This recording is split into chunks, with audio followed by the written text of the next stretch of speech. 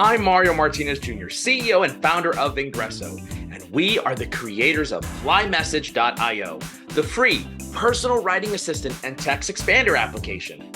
On each episode of this podcast, you will hear from sales leaders, practitioners, and influencers to help you grow your sales numbers at scale. So, get your pen and paper or iPad and keyboard and start taking notes as you're now listening to the Modern Selling Podcast.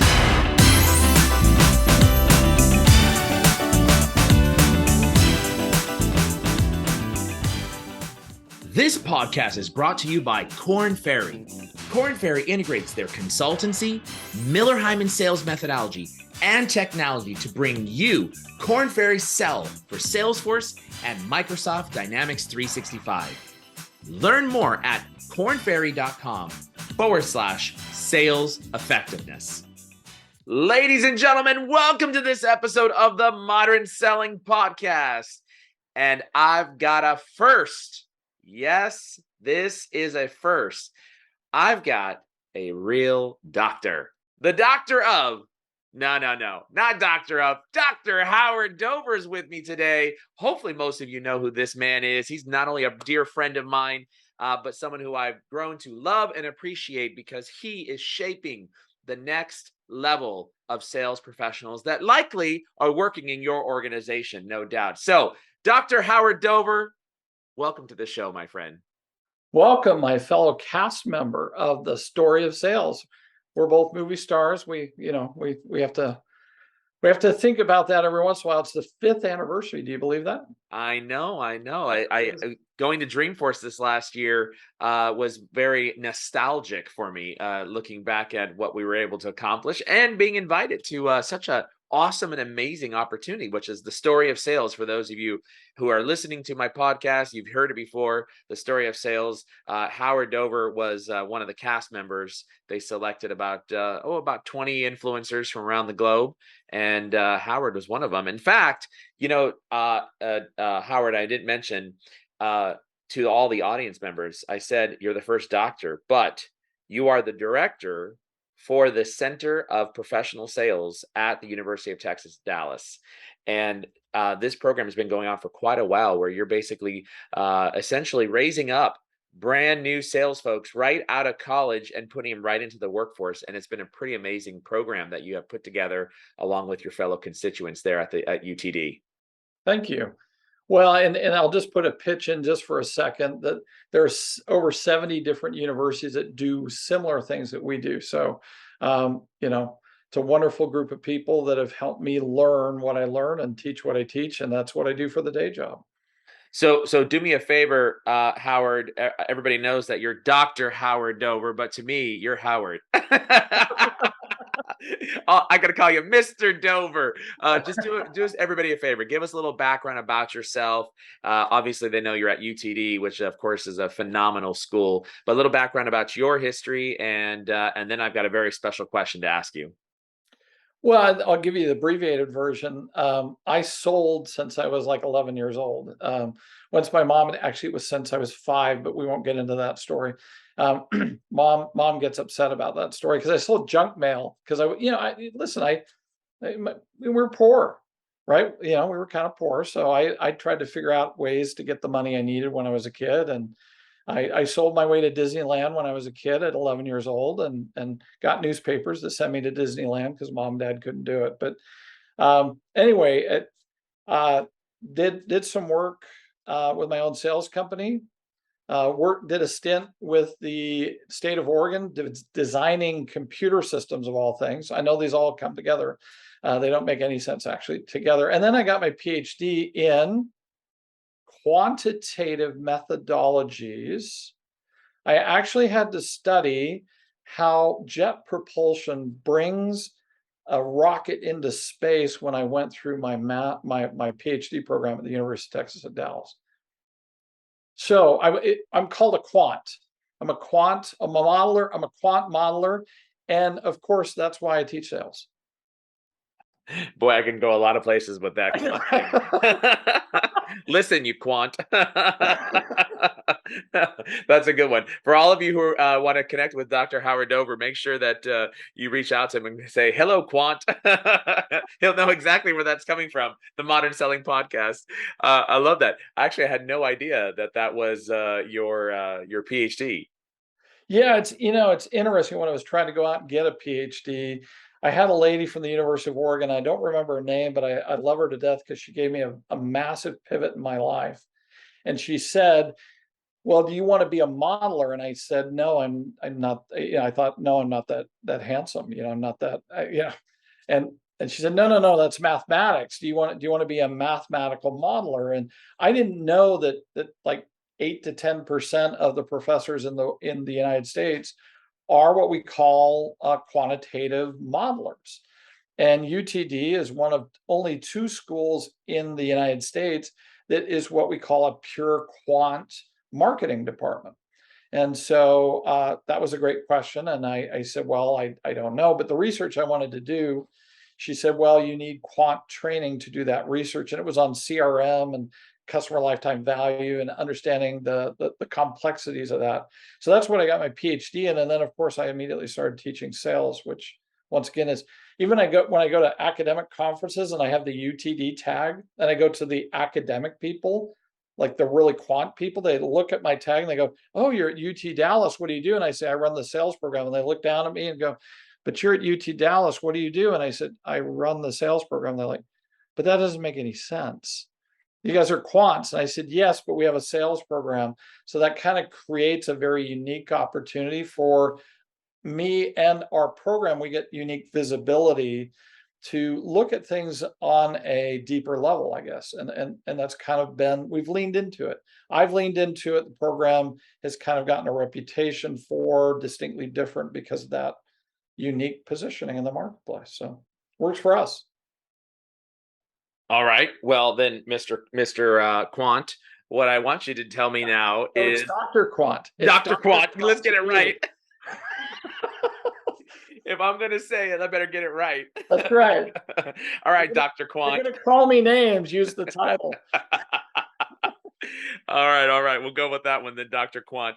Actually, that's your great movie star name. That's probably your TV screen name or your username's Doctor Quant. If it's not, you should start using it. Okay. I'll get my license tag, right? Dr. Quant. Dr. Quant. That's a good one right there. As you know, usually on my podcast, I always ask everybody this particular question, which is tell us something nobody knows about you, even if they're looking at any or all of your social profiles. And I'm looking for something juicy. I got to have something juicy on you. So just give me something. Oh, I'm not going to give you something phenomenally juicy, but right here, I got a scar really bad when I was 19 years old on the streets of Udenberg, Austria. Okay. Tell me more. What happened? Well, unfortunately, it was like my last week in Austria, and I was getting ready to go home, and I was riding my bike. This is not exciting at all, but so I'm riding my bike, and I had not crashed in 2 years of living in Austria on a bike, and I hit a piece of black ice, and I was sliding great on my chest, and then all of a sudden I hit no ice, and my head went whoop, and I got a nice, big, huge chunk of skin and had to go get stitches in a foreign hospital and get my chin reconnected, my chin skin reconnected to the rest of the skin. And I came home with a nasty, gnarly scar. My wife says it'll be the way that she'll be able to identify me. But it's in a position you really have to look for it. So So if she ever had your doppelganger or your twin next to you, she'd be like, look for the scar on the chin. right, does he have the scar? Does he have the scar? Oh That's not man. him. He doesn't have the scar. Oh, that's gnarly. That was really gnarly. Oh, that And that was is not on my social media anywhere. the not All right, Dr. Quant Chin. Okay. way. Oh man. Well, for those of you listening in, like I said earlier, Howard and I go way back. He's runs an amazing sales program out there, and truly, honestly, many of the world's leading enterprise organizations are hiring straight from your guys' program there, and you've got a pretty successful rate. In fact, a lot of the students who graduated from your program, I keep tabs on them because I've spoken there before at your guys' summits on several occasions, and I've connected with a lot of those students. And now I see them in sales or in marketing, some of them their own businesses as well, and they're really accelerating. So you guys have done an amazing job over there, Howard. Honestly, there aren't many sales programs that are out there, and I wish I had that when I was growing up. Boy, I would have had so much more fun going to college. But that in mind, with your background and the things that you're doing, I'm really excited because you have just completed your book. And if I'm not mistaken, the name of your book is The Sales Innovation Paradox. Is that correct? That is correct. Yes. And it's now out. You can go out and order on Amazon and Barnes and Noble. Is that correct? Anywhere books are sold online, you can find it. Anywhere where books are sold. So for those of you that are interested in all the theory behind the behind sales, oh my gosh! Plus what we're going to learn about today, and that is sales innovation paradox. Okay, first before I ask you what it is, tell me what inspired you to write the book, man. Well, I've actually, despite being an academic, you and I know each other because we in non-academic settings, right? So I've actually been given presentations on innovation and the ability to get efficiency and effectiveness for years in keynote setting and breakout sessions in industry events. And a lot of time I would come off the stage and people would say, so like, is there something to read? Is there, when are you gonna, I mean, do you have articles? Do you have a book? And I said, no, it's right here. And finally, after doing that enough times, and also likewise, the way we teach at UT Dallas is very unique. Um, and so once again, people said, "Hey, if you guys put, if you or your institution put anything out," and I said, "No, we just do it." And so at the end of the day, it was really the demand from people who had seen my presentations over the years, both academics and professionals, who said, yes, where do we learn more? And I've said, yeah, well, I'm kind of busy doing it. I'm not, right. I haven't published it. I'm not in this for the training. I'm not in this for, I'm literally trying to improve the profession by raising a group of people who are outperforming their peers. And so based off a lot of requests, I decided to write the book. Fantastic, man. Well, out of many a books have been written as a result of someone saying, "Man, I should write about that." And as being the individual that you are and the friend that I know who you are, I'm so glad that you did write that. So first off, tell us, we've got sales leaders, we've got sales reps, everybody listening in right now, business owners, marketing leaders, sales enablement, we've got it listening in right now. What is the sales innovation paradox? Let's start with that first. Okay, so I'm going to borrow Brent Adamson's words from the forward. I'm going to paraphrase because I don't have it perfectly quoted, but Brent says it best in the forward by saying, "How is it possible that we live in a day where we have technology that was designed to make us better at sales, and yet somehow we find ourselves in a place where we are decidedly worse?" And that is the paradox, right? Here we have technology, we have training, we have enablement, and yet somehow the customer actually doesn't want to talk to us. According to Gartner research, 70% of them want a rep-free experience. So we got better by using all this technology, and the customer doesn't want to talk to us. It's worse than that. Actually, our productivity has actually gone down during the same time. And we've increased the number of SDRs by 1,300% since 2015. So we actually hired more people to do the same job, but we aren't doing it well. And that's the paradox. That is, I've said something before for many years, actually. very similar to what you're saying, and that is customers have gotten smarter about buying faster than sellers have gotten at selling. And this technology thing that you're relating to, this sales innovation, right? I mean, think about it from 5 years ago. How many sales applications were there in the sales category? Not as many as there are today, which is well over. I think it's at 1,200 is the last count that I saw. 100. Yep, 1,200, yeah. 100. So 1,200 sales technologies, and if I'm not mistaken, about 5 years ago we had a little over 500, if I'm not mistaken. And so now we're just like the marketing, the Martech, right? Like 10 years ago we had just a few hundred, and now there's over 5,000 or maybe 7,000. I forget what the number is. 8,000. 8,000. Oh my goodness. Okay, 1,000 Lamar so Tech space, yeah. I'm behind on my times, clearly. Well, So I probably am too, because we've had probably 1,000 that have actually done that since I actually got the book put into the publisher. So we're probably both wrong. There's probably more, right? It just keeps going and going and going, like the Energizer Bunny. So yeah, so this concept that you've got this sales innovation that is technology supposed to make us better. We've increased the number of reps by 1,300%, I think I heard you say, but customers want to talk less and less and less with our sellers. And that's a very unfortunate situation there. So let me clarify, the 1,300% increase was in the number of SDRs. Actually, the number of sales rep has decreased over the last 3 years by 22%. Ah, okay, fair enough. So SDRs are up and sales reps are down. AEs are down. In fact, the ratio is very fascinating there. 3 years ago, we were 50-50, according to LinkedIn data that's published in the book. First place that it's published. And then actually, as of last year, we were 66%, 33%. So 33% salespeople, 66% development.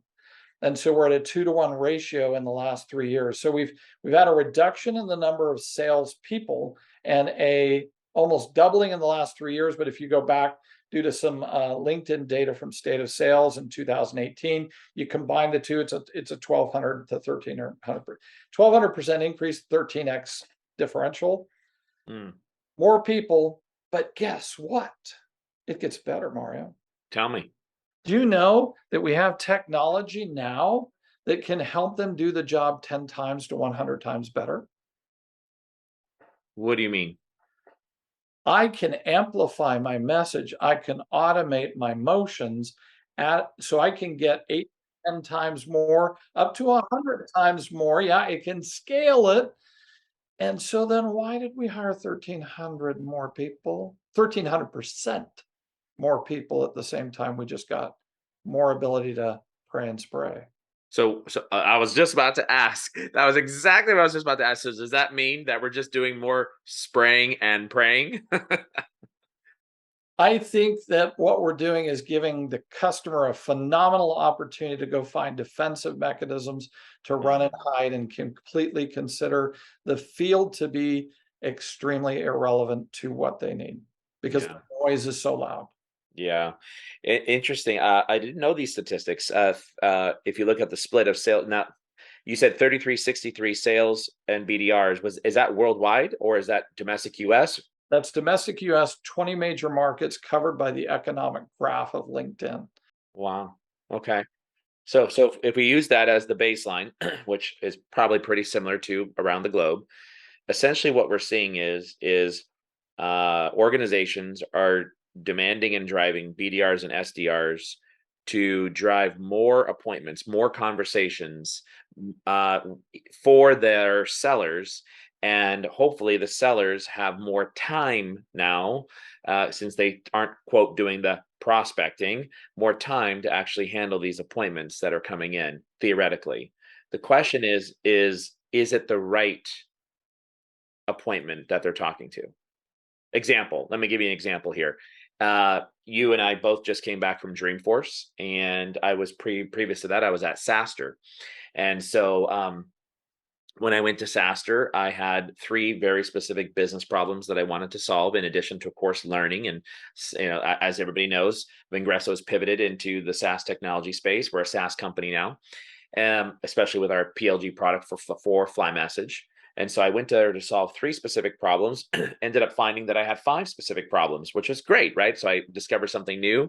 Now I have to prioritize them because we obviously can't buy everything. However, I also knew that there were 270 other vendors there that had some great tchotchkes, and I wanted to go and grab some tchotchkes for my kids. Of course, I had to go and talk to all of these different vendors.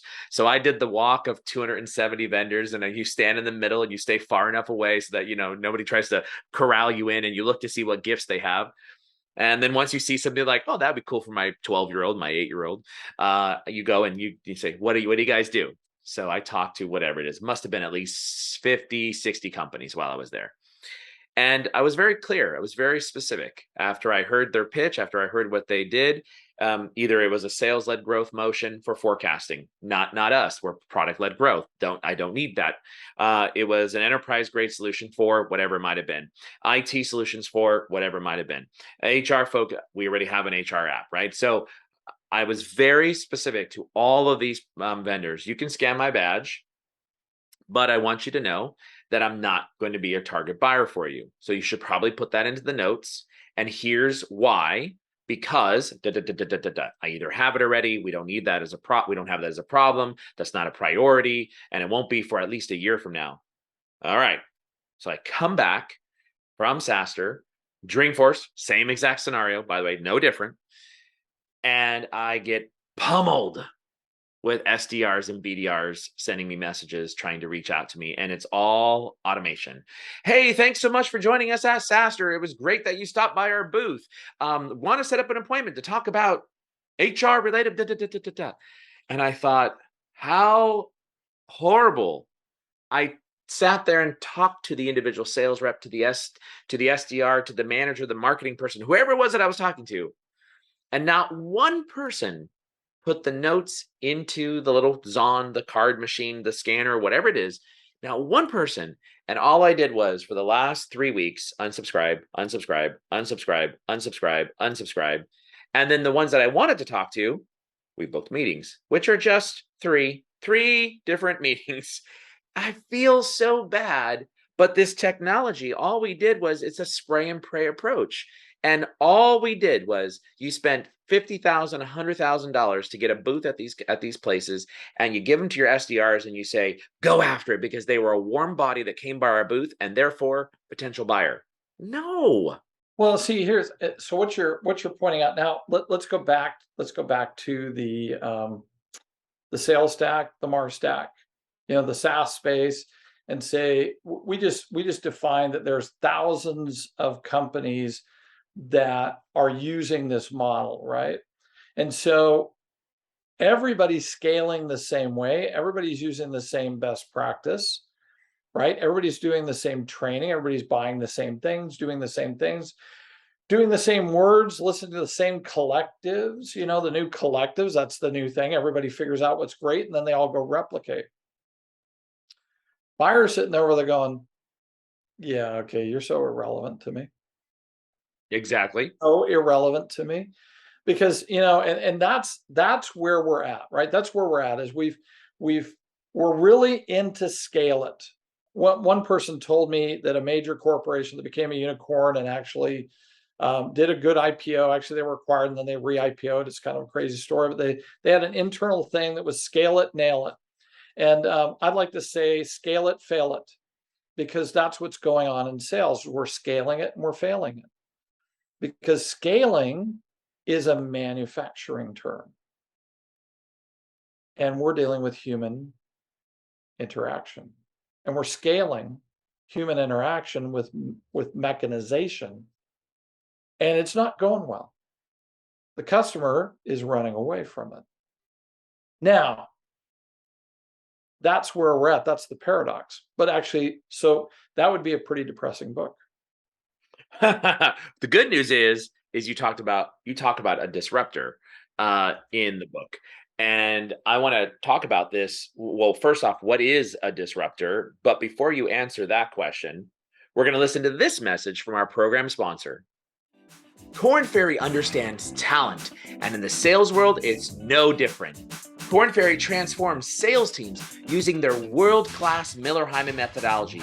employee assessments, benchmarking, and talent advisory capabilities to increase win rates and quota attainment. Korn Ferry offers Korn Ferry Sell, a sales effectiveness app available in AppExchange and AppSource that helps your sales team develop and replicate powerful sales strategies that help sellers win more deals and crush their quotas. Learn more at kornferry.com/sales effectiveness. That's kornferry.com/sales effectiveness. Okay, right before that break from our program sponsor, we were talking about this disruptor that you talk about in the book. Talk about what is a disruptor. So a disruptor is going to be somebody that doesn't follow the classic sales machine. So classic sales machine is exactly what we've described, right? Just a minute ago, what you Getting best practices, doing whatever the automation cycle is, doing whatever they've been trained. They've been trained by a survival of the fittest model, and they've been trained by the 80 to 90% of people that self-perpetuate the paradox. A disruptor is going to have different motions versus what the classic sales machine indicates. For example, pre-motions prior to the call, doing the research. Some call it personalization. Some call it personalization at scale. I call it relevance. The more relevant I am, because pattern interrupt is another word people use to pattern interrupt. But if I teach my students, for example, everybody's going to call up and say, hey, Mario Martinez, you're the CEO of Vengreso, and I have a blank for you.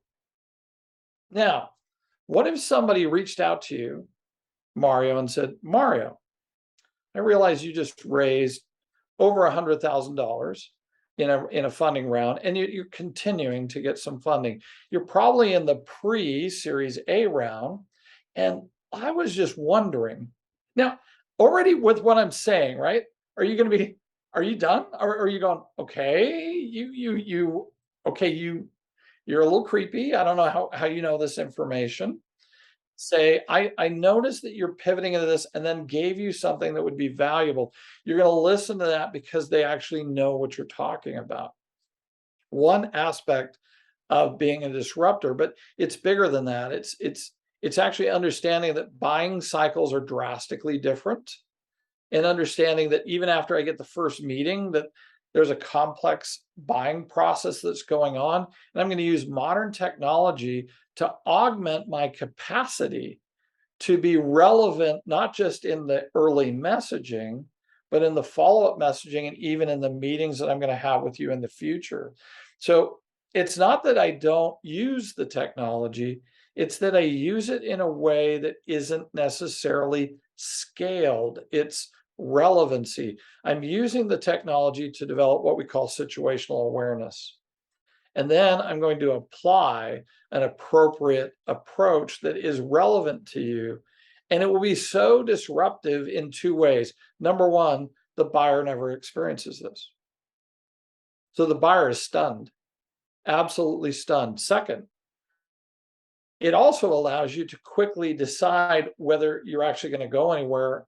And modern disruptors disqualify their clients with haste, right?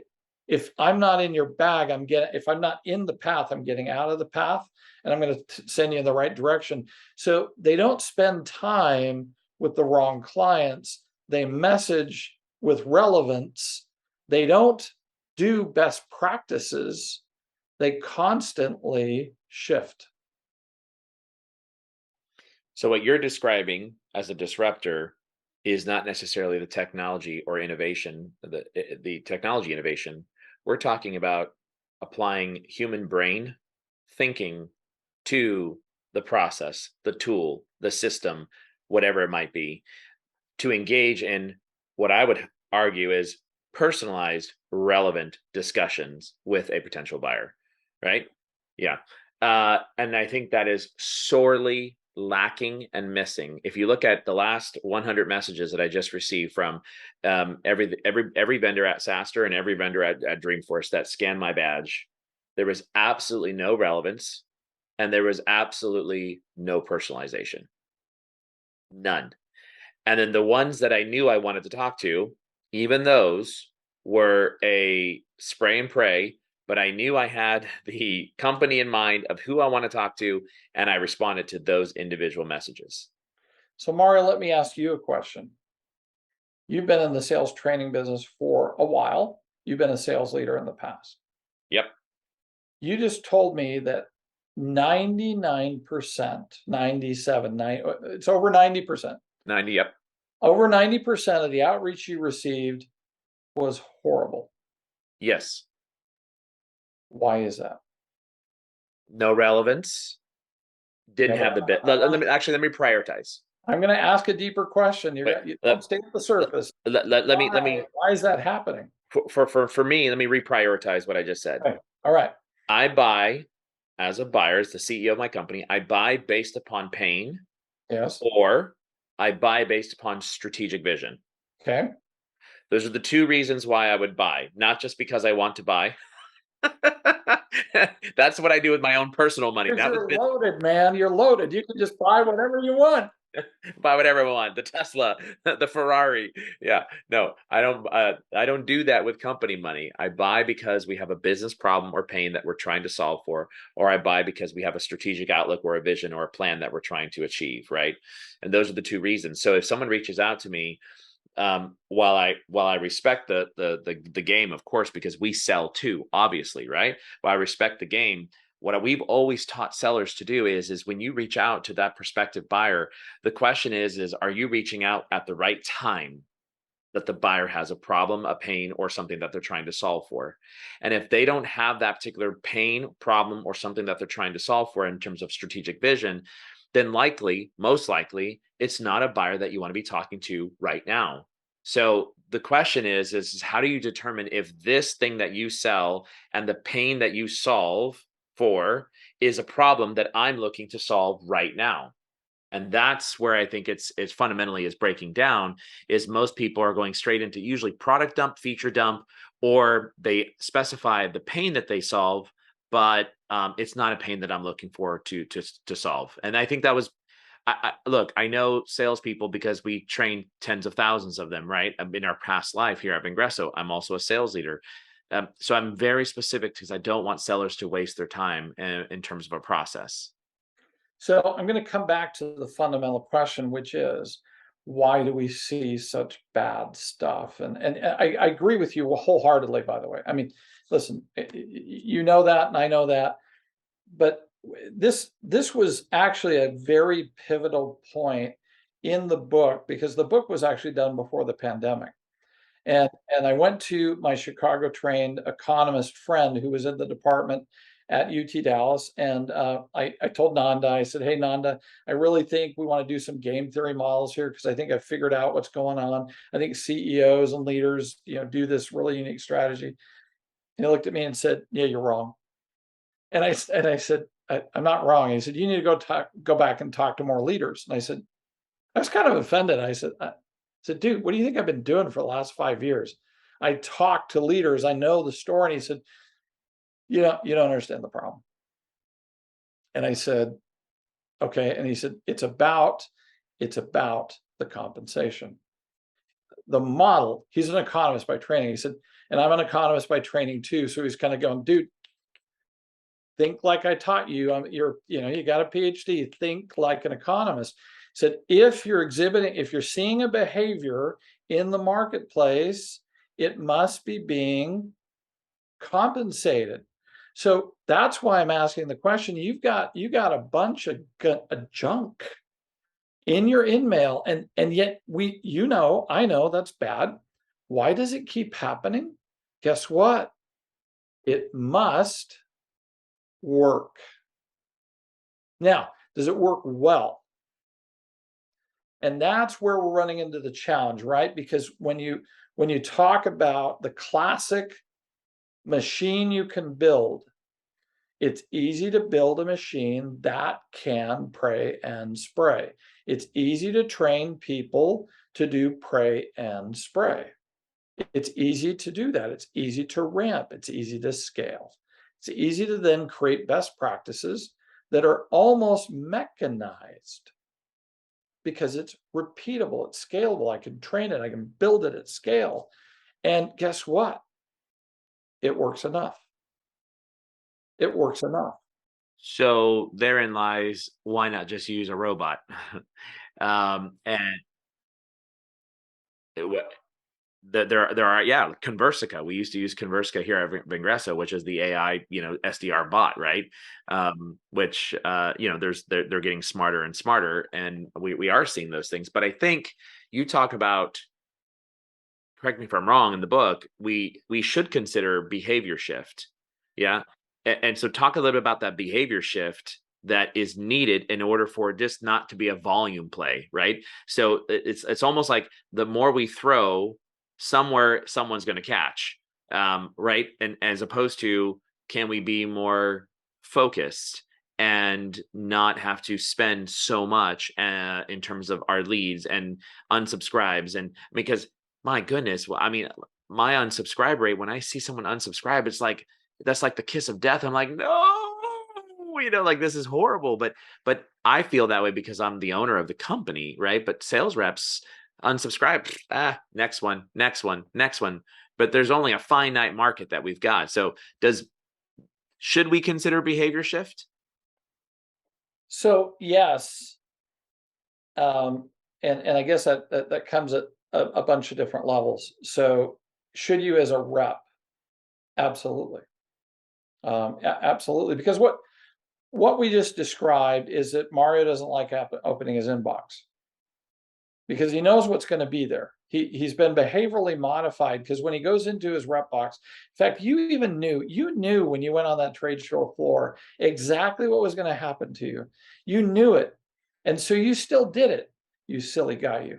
So you went in and you opened yourself up to the abuse you knew you were going to get. I wanted the gifts. You wanted your compensation. Compensation. That's right. That's right. We need to talk to you about how to compensate yourself better. But so the challenge is that the customer is being modified in two different ways. Number one, the customer is being modified by technology. So they're constantly getting a new experience. And in the business to consumer setting, they're actually having some pretty amazing experiences. And then they go to work and oh my goodness, what a horrible experience they get. So that's the thing, is that they go, I go to Amazon and I click on something, right? I click on something and Amazon will have it in my, right at the front porch of my house, sometimes by the end of the day. But then I go to work and I can't even find a pencil. I mean, come on, these kind of things. And I got to go to procurement and I got to do this and I got to do that. So these kind of things are what the buyer is experiencing in the B2B marketplace. So, and then there's the second piece that they're being modified by it's us. And by the way, I just told you what us is. It's a majority of the 1,300% increase in SDRs whose primary objective is not to satisfy you, it's to satisfy their need for a meeting. So we've actually transactionalized our outreach. We've reverted back as a field. So that's what's going on. So if that's what the norm is, then the question is, if I walk into a space and I say, okay, first thing, customers getting modified by expectations in the business to consumer marketplace, and then they're being barraged by the 13-fold increase in the number of people doing outreach. I have a couple of choices there. I can do what the other people are doing and pray and spray. And what, by the way, I agree with you. Why don't we just hire bots? But that's why we did what we did, by the way, because it's so hard to train salespeople to be world-class sellers. So we actually split it up and said, okay, but it is easy to train people to get a meeting. That's a pretty relatively scalable deliverable. And so we scaled it, but we didn't nail it. And apparently, and according to the data, we failed it. So, I mean, so that's where we're at. So actually, it's a really great place if you're going to be relevant, because you're actually going to be it's almost like your water in you're the oasis in the desert of same. And people go, oh my gosh, if only people, by the way, the Gartner research says it's actually, it's two directional. It says most buyers don't want to have a rep experience. And yet they turn around in the same study and say, but yet I really want a rep to tell me things, but they're not relevant. They don't tell me anything that matters. They waste my time.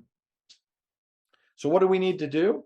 We need to meet, you meet the customer in their point of need with, oh, relevance. If I'm relevant, how do we get relevant? We use modern tools.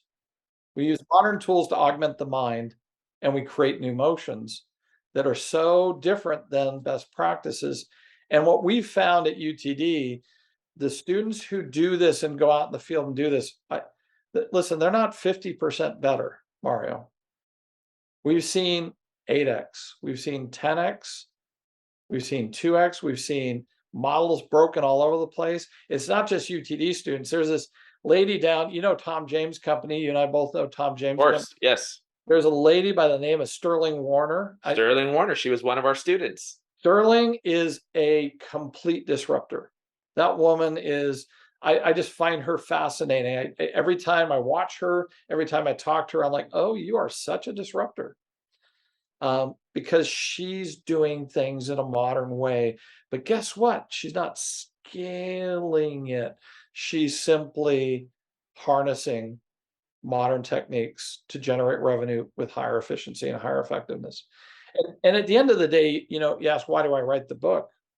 Listen, at the end of the day, real people, real leaders, real managers, real salespeople buy into the classic sales machine, not because it's what they're given. And then it destroys the hopes and dreams of people who are working pretty darn hard.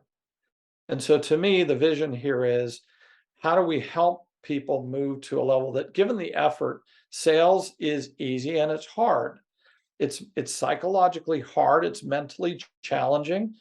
And yet we're sitting in a world where a majority of the field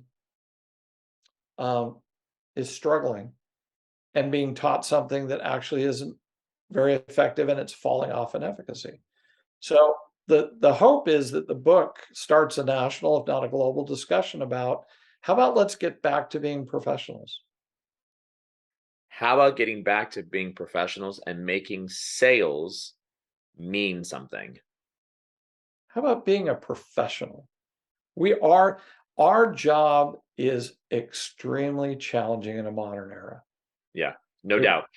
So I used to start, my old keynotes were that, what if we could put salespeople in an Iron Man suit? And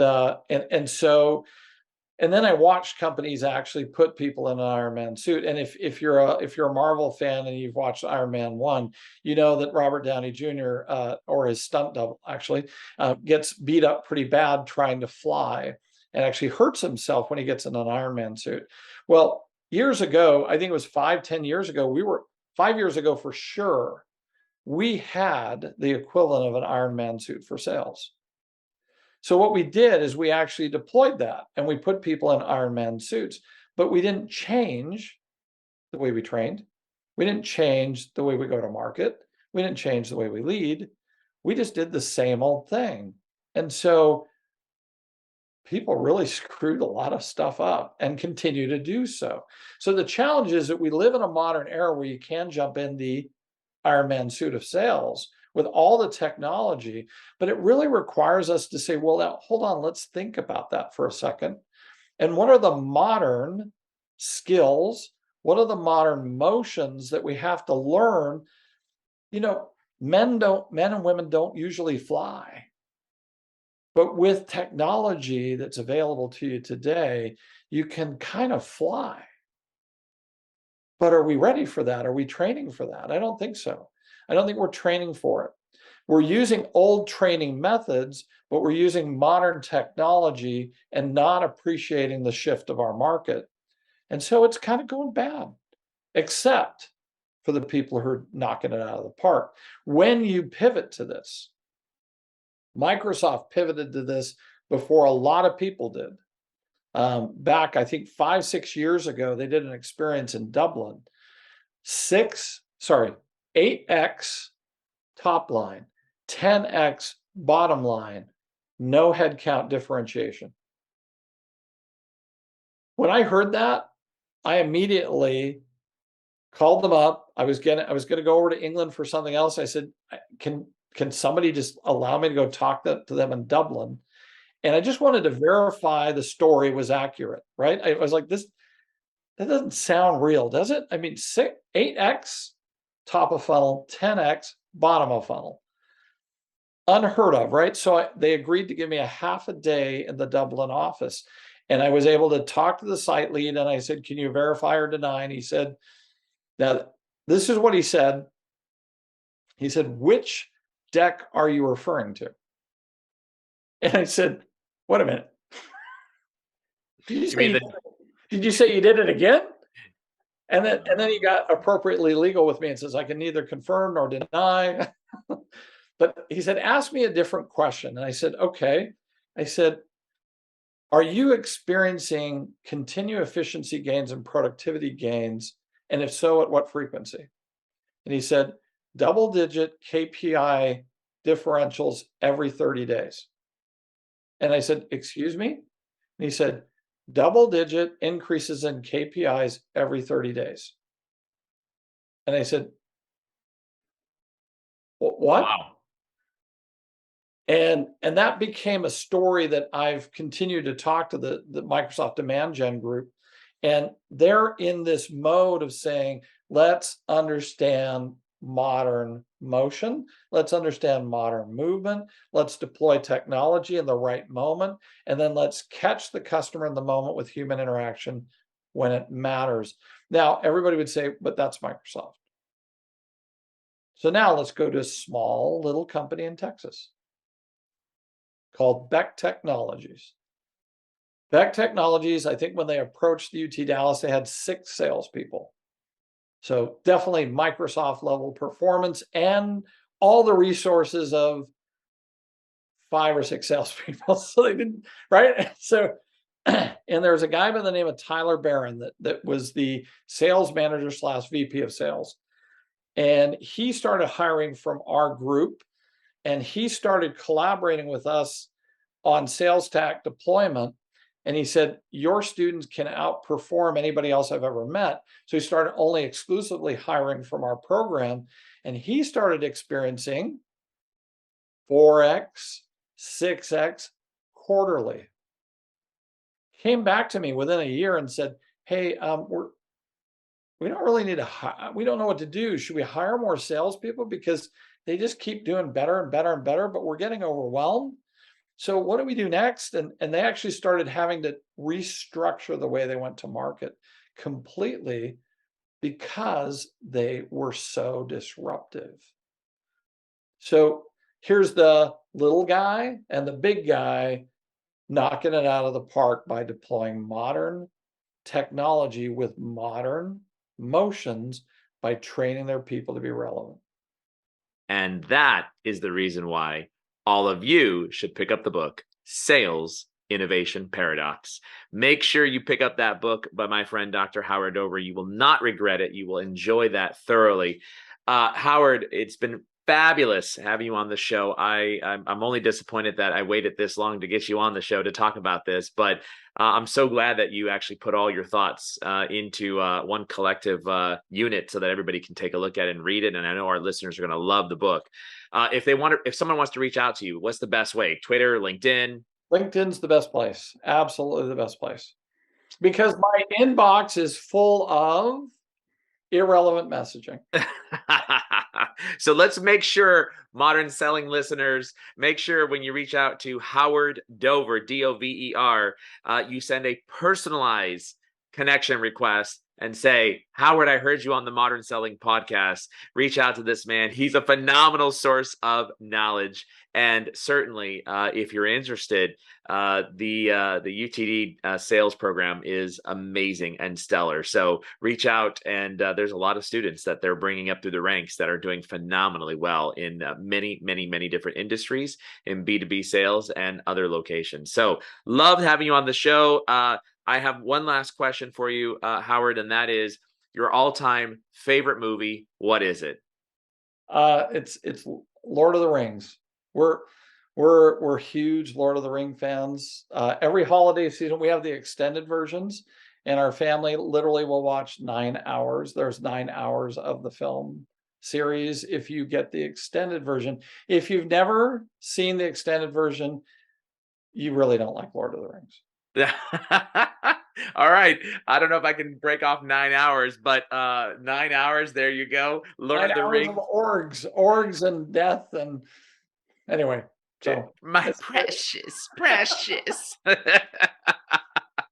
this knowledge is very precious. Very precious, very precious. All of you listening in right now, hey, don't turn that dial just quite yet. Make sure you listen to this very important message. Korn Ferry sales effectiveness solutions are increasing win rates by over 20%. Find out how they can help your sales team. Visit kornferry.com/sales effectiveness. That's kornferry.com/sales effectiveness. Thanks for listening to the Modern Selling Podcast. Please do me a huge favor and give the Modern Selling Podcast a 5-star rating and review on iTunes. Oh, and don't forget, if you'd like to save 20 hours or more in a month and increase your productivity, go right now and download Fly Message, that's flymsg.io, for free. It's your free text expander and personal writing assistant. Hey, thanks for listening in, and until the next episode, good selling.